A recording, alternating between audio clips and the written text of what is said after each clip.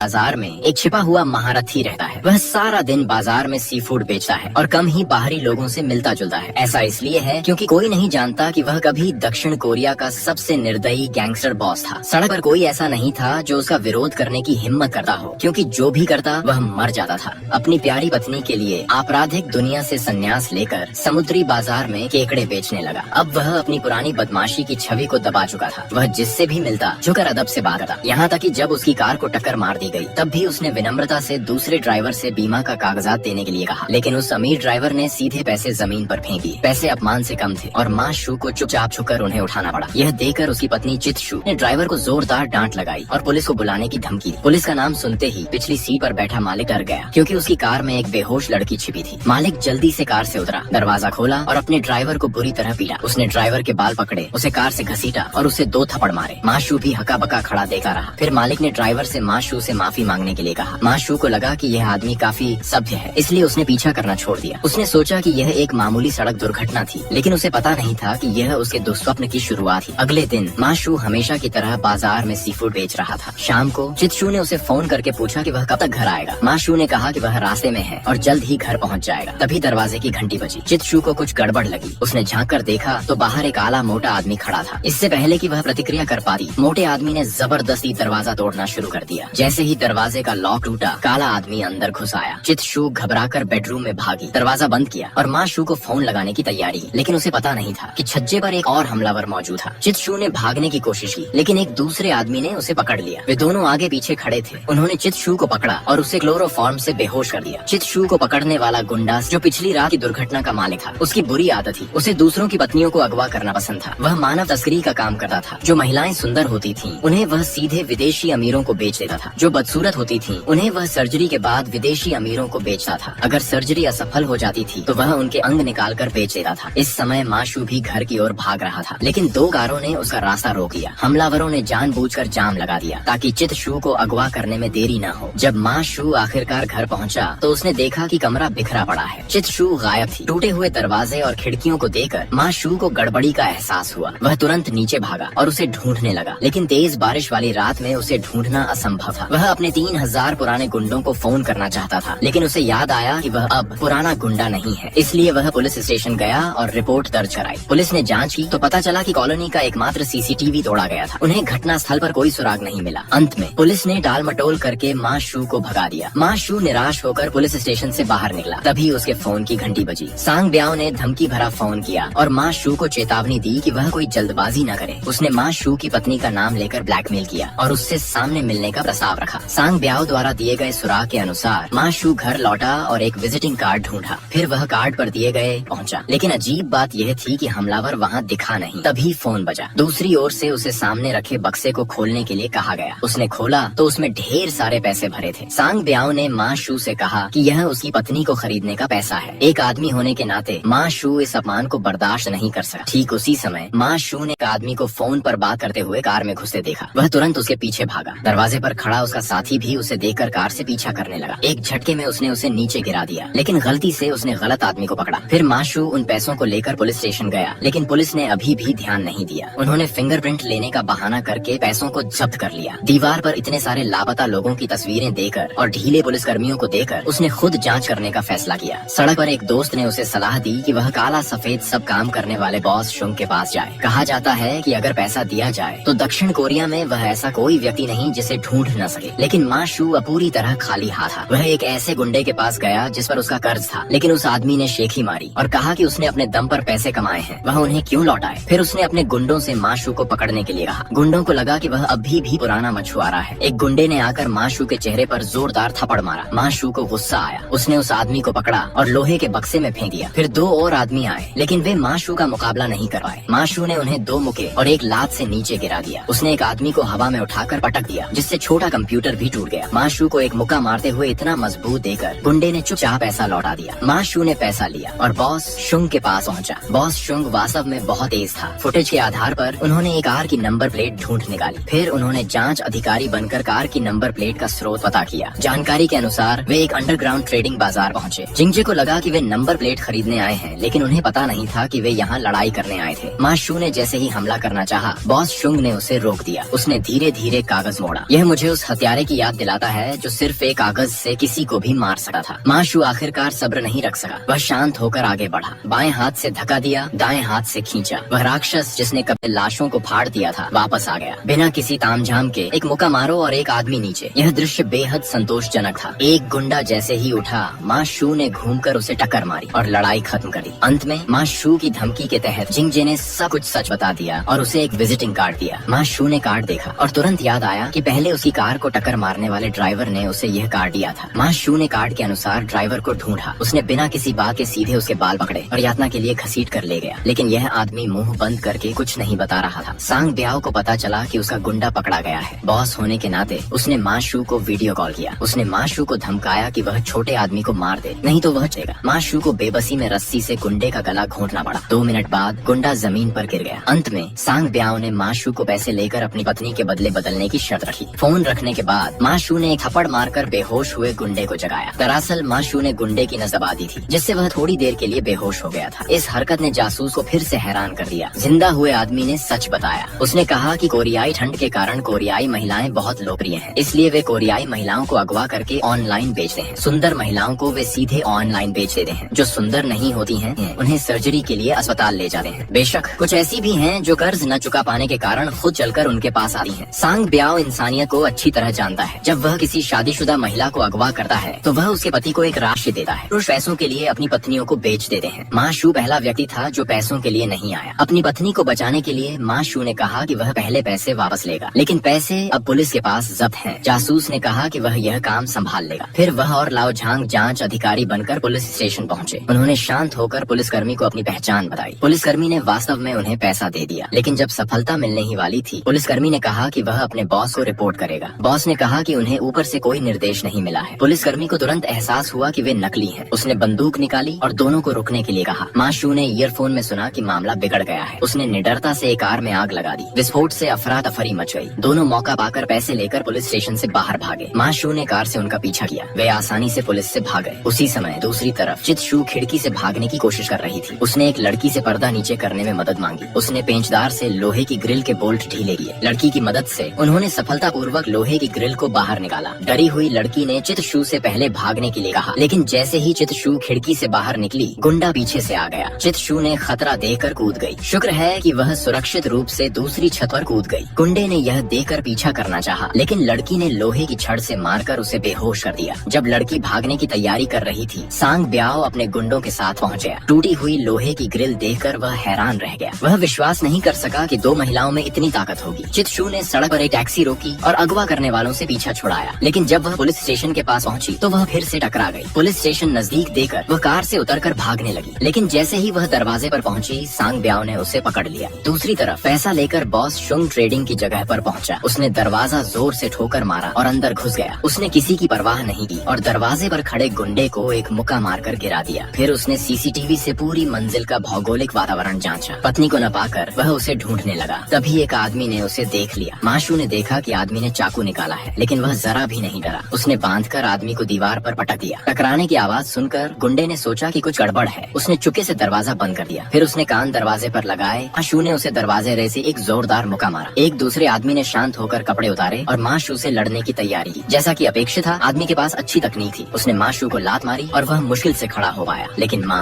शू के पास अनुभव था। उसने आदमी का पैर पकड़ा, उसे पटका और फिर उसके चेहरे पर मुक्का मारा, लेकिन लड़ाई खत्म नहीं हुई थी। गुंडों का एक और समूह हथियारों के साथ आ गया। निश्चित रूप से फिर से जोरदार लड़ाई हुई। जैसे ही मा शू ने सभी को गिरा दिया, उसके पीछे 2 मीटर ऊंचा एक विशालकाय आदमी दिखाई दिया। मा शू अभी भी जरा भी नहीं डरा। इस समय कोई उसे अपनी पत्नी से दूर नहीं रख सकता था, लेकिन विशालकाय आदमी की ताकत वास्तव में बहुत थी। मा शू को उसने बुरी तरह पीटा। महत्वपूर्ण क्षण में मा शू ने विशालकाय आदमी की कमर पकड़ी और पूरी ताकत से उसे उठाया। सभी गुंडों से निपटने के बाद मा शू ने अपनी पत्नी को ढूंढना जारी रखा। उसने आखिरी कमरे तक ढूंढा, लेकिन उसे चित शू नहीं मिली। खिड़की पर टूटी हुई लोहे की ग्रिल देखकर उसे लगा कि उसकी पत्नी भाग गई होगी। वह जल्दी से कार से पीछा करने लगा, लेकिन सांग ब्याओ की कार से टकरा गया। डरा हुआ सांग ब्याओ जल्दी से गुंडे को कार चलाने के लिए कहा, लेकिन मा शू ने एक्सीलरेटर दबाया और पीछा करना शुरू कर दिया। फिर दोनों कारों के बीच तेज दौड़ हुई। मा शू अपनी पत्नी को बचाने के लिए जान की परवाह नहीं करता। सांग ब्याओ ने चित शू को धमकाने के लिए पकड़ा। पत्नी की सुरक्षा को लेकर चिंतित मा शू ने हार मान ली। सांग ब्याओ ने मौका पाकर गुंडे को मा शू की कार को टक्कर मारने के लिए कहा। मा शू को आधा मरा हुआ देखकर सांग ब्याओ कुल्हाड़ी लेकर नीचे उतरा। उसने उसने माँ शू को मारने की धमकी दी, लेकिन उसे पता नहीं था कि माँ शू ने उसे पकड़ लिया। फिर उसने मुक्कों की बरसात करी। पूरी ताकत के सामने वह पक नहीं सका। वह घुटनों के बल गिर गया और माँ शू से दया की भीख मांगी। यहाँ तक कि उसने चाकू से खुदकुशी करने की धमकी दी, लेकिन माँ शू ने उसे अनदेखा कर दिया। उसने सीधे उसके दोनों हाथ तोड़ दिए। फिर उसने मुक्कों की बरसात की जब तक वह बेहोश नहीं हो गया। ब्याओ से निपटने के बाद माँ शू को चित शू की याद आई। वह जल्दी से गया और उसकी चोटों की जांच की। चित शू को गंभीर चोट नहीं लगी थी। दंपति